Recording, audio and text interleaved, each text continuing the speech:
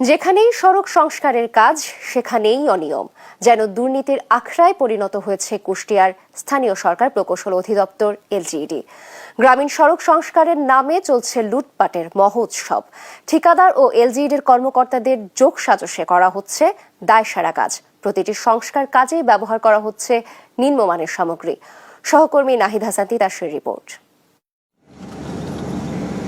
এটি কুষ্টিয়া সদর উপজেলার দহকুলা এলাকার চলমান সড়ক সংস্কারের দৃশ্য।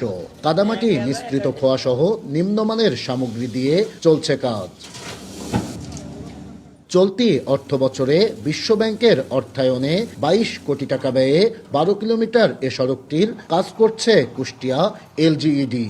প্রতি কিলোমিটারে প্রায় 2 কোটি টাকা বরাদ্দ ধরা হলেও কাজের মান নিয়ে উঠেছে প্রশ্ন। এ কাজে ব্যাপক অনিয়মের অভিযোগ স্থানীয়দের।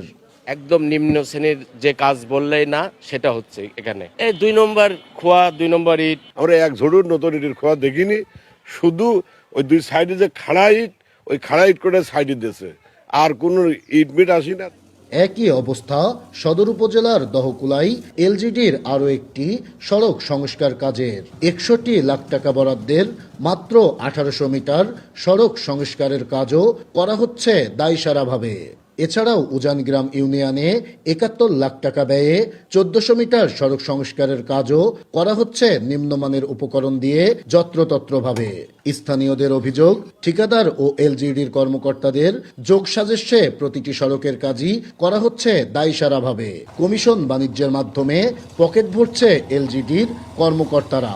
যে পরিমাণ কাজ করে তাতে 2 লাখ টাকা কভার হয়ে যায়। এই রাস্তা তো বৃষ্টি হলে ধীর ভাঙি চলে যাবে। প্রকৌশলী তারপরে এখানে যে ঠিকাদাররা এগুলো তো কাজ সাজাইতে, তারা আসলে দেখভাল করতেছে না।